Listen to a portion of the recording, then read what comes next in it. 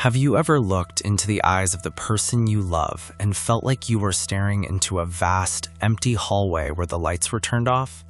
It's a cold, sinking feeling when you realize that no matter how much warmth you give, no matter how much of your soul you pour into the relationship, there is simply nobody on the other side to catch it. Behavioral observations suggest that being in a relationship with an emotionally unavailable partner is like trying to quench your thirst at a dry well. It doesn't matter how hard you pump the handle, the water just isn't there. But there is a darker truth that most men refuse to see until it's too late. Psychological patterns show that an emotionally unavailable person doesn't just stay empty. They often seek a temporary spark outside the home to feel alive, leaving you to deal with the cold ashes. If you've ever felt like a ghost in your own marriage, you need to stay until the very last second of this video, because we're going to expose why her inability to connect with you is the exact reason she will eventually choose to connect with someone else. Betrayal is loud, but rebuilding is quiet. If you're the man doing the heavy lifting behind the scenes, consider this your base of operations. We don't do hype, we do high-level discipline. Most men will watch this, nod their heads, and change nothing. I'm not looking for them. I'm looking for the man who is done with the why and is ready for the how. Hit subscribe to join a brotherhood that values silence over shouting and strength over sympathy. Leave a comment if you're standing with us today. Presence is power. Claim yours. The first thing we have to break down is the avoidant trap. Behavioral observations suggest that an emotionally unavailable partner lives in a constant state of internal flight. To them, deep intimacy feels like a cage. When you try to get close, when you ask for vulnerability, or when you try to build a real emotional foundation, they feel smothered. Psychological patterns show that for this type of person, cheating isn't always about finding a better man, it's about finding a shallower one. They choose to cheat because a new person doesn't demand the depth that you do. A stranger doesn't know your secrets, doesn't ask about your childhood, and doesn't require you to be a partner. They cheat to escape the pressure of being known by you.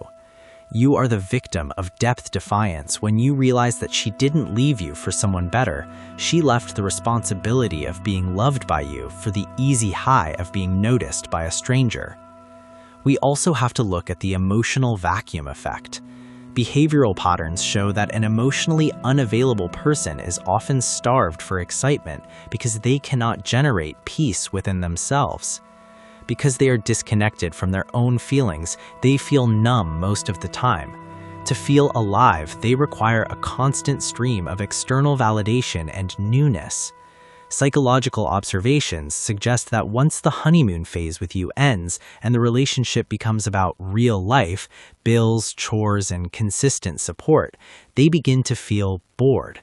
But it's not a normal boredom, it is a terrifying internal emptiness. They cheat because the adrenaline of a secret affair provides the emotional spike they are too broken to find in a healthy, stable connection. You are the victim of the dopamine chase when you find out that while you were building a home, she was looking for a hit. Let's look at the path of Julian. Julian was a man who believed in the power of patience. He married a woman named Elena who was beautiful but always seemed miles away even when she was sitting right next to him. Julian thought he could save her. He thought that if he was just kind enough, supportive enough, and stable enough, she would eventually open up. Elena would go days without showing affection. She would go cold for no reason. When Julian asked what was wrong, she would say nothing and walk away. Julian is the loser in our story because he stayed in the waiting room of his own life for 10 years. He accepted crumbs of affection and called it a meal. He convinced himself that her emotional unavailability was just a personality trait he had to manage.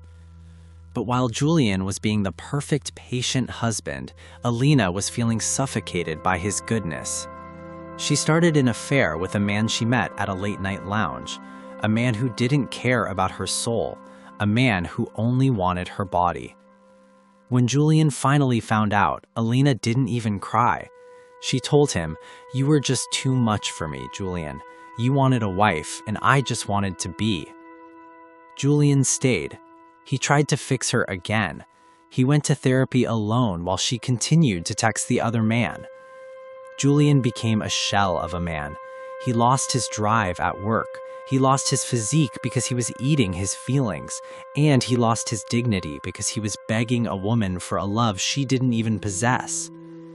Julian proved that you cannot pour water into a cup that has no bottom. He was a victim of the patience delusion, proving that the man who waits for an empty soul to fill up is a man who is destined to die of emotional thirst. He didn't lose Alina that day. He lost himself 10 years earlier when he decided that her emptiness was his project. The second major psychological pattern is the projection of fault. Behavioral observations suggest that an emotionally unavailable person cannot handle the guilt of their own actions. Because they lack emotional tools, they cannot say, "I am doing something wrong." Instead, they have to convince themselves that you are the reason they are unhappy. Psychological patterns show that before they cheat, they will begin to pick fights over nothing. They will rewrite history to make it seem like you were controlling or unsupportive. They cheat to punish you for the pressure they feel just by being in your presence. You are the victim of narrative sabotage when you realize that she spent months villainizing you in her head just so she could feel like a heroine in someone else's bed. Furthermore, we must address the fear of true intimacy.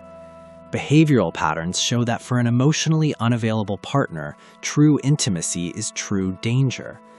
Being known means being vulnerable, and being vulnerable means they could be hurt. Psychological observations suggest that cheating serves as a bunker. By having someone else on the side, they ensure that they never have to fully commit to you. It is a way of keeping one foot out the door at all times. They cheat to maintain distance. If they are busy juggling two people, they never have to sink deep into one. You are the victim of calculated distance when you find that her betrayal wasn't about sex, it was about sabotaging the closeness that scared her. The reality is that an emotionally unavailable person is like a leaky bucket. No matter how much love, security, and loyalty you pour in, the bucket will always be empty by morning. Behavioral observations suggest that their infidelity is often a reaction to the quietness of a healthy relationship. They are addicted to the storm because they don't know how to sail in calm waters. You are the anchor, but they want to be a drifter. You have to realize that your strength cannot fix her brokenness. Behavioral observations suggest that a man who tries to fill the gap in an emotionally unavailable partner is a man who is funding his own destruction. You are the source. You are the power. If the receiver is unplugged, you are just wasting voltage. Do not let her inability to feel make you unable to lead. You are a sovereign man, and a sovereign man does not beg for entry into a heart that has been boarded up from the inside. Average men look for excuses. Disciplined men look for results. If you're the man who does the work when the room is empty and the cameras are off, you've found your circle. Don't just nod and scroll past. That's what the masses do. Subscribe to anchor your standards. Drop a comment to mark day one of the new build. No hype, no noise, just the blueprint. Step up or step aside. The third psychological reason an emotionally unavailable partner chooses to cheat is the preemptive strike. Behavioral observations suggest that people who are emotionally guarded are constantly waiting for the other shoe to drop. They are terrified that you will eventually see their hollow core and leave them. Psychological patterns show that to protect their ego, they cheat first. They create a backup plan so they never have to feel the pain of being abandoned. You are the victim of anticipatory betrayal when you find out she's been seeing someone else not because you were bad, but because you were too good, and she didn't believe it could last. She burned the house down herself because she was scared of a fire that hadn't even started. We also have to analyze the intimacy saboteur. Behavioral observations show that when a relationship reaches a milestone, like an anniversary, a promotion, or the birth of a child, the emotionally unavailable partner feels a spike in anxiety. Psychological observations suggest that success in a relationship requires more vulnerability, which they cannot give. They cheat to reset the clock. By committing an act of betrayal, they lower the bar of the relationship back to a surface level where they feel safe. You are the victim of progress punishment when her infidelity happens right after you thought the two of you were closer than ever. She didn't want the closeness, she wanted the escape. Let's look at the path of Caleb. Caleb was a man who lived by the code of self-reliance. He was a lead architect, a man who built structures meant to last. When his partner, Maya, started showing signs of emotional withdrawal, Caleb didn't chase her. He didn't beg for her attention. He noticed the patterns. He saw the late-night phone grabbing, the vague stories, and the cold eyes. Instead of pleading for her to open up, Caleb performed a behavioral audit. He realized that Maya was emotionally bankrupt and was funding her ego through a secret relationship with a lower-value man who asked nothing of her. Caleb is the winner in our story because he utilized the law of instant detachment. The moment Caleb confirmed the betrayal, he didn't argue about the why. He didn't ask, "How could you?" He realized that an empty person can only offer an empty promise. Caleb handed Maya a legal folder with her lease termination and separation papers before she even had the chance to gaslight him. He didn't let her emptiness become his problem. Caleb won because he stayed sovereign. While Maya was trying to use crying as a weapon, Caleb was already refocusing his architecture on his own life. He didn't wait for closure. He created closure by walking away. He stayed sovereign because he realized that a king doesn't fix a broken gate. He moves his kingdom to higher ground. He became a master of finality, proving that the strongest man is the one who exits the room the moment the contract of respect is breached. The fourth major reason is the anesthesia of the affair. Behavioral observations suggest that emotionally unavailable people use infidelity the way an addict uses a drug. They use it to numb the guilt of being a bad partner to you. Psychological patterns show that the new person doesn't see their flaws, so they can pretend to be someone else.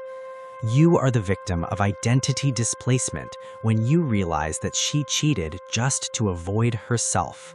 She hates being with you because you know the real her, and the real her is broken. She chooses the lover because he only knows the fantasy. Furthermore, we must address the lack of internal accountability. Behavioral patterns show that an emotionally unavailable person lacks the reflective muscle to say, "I am the problem."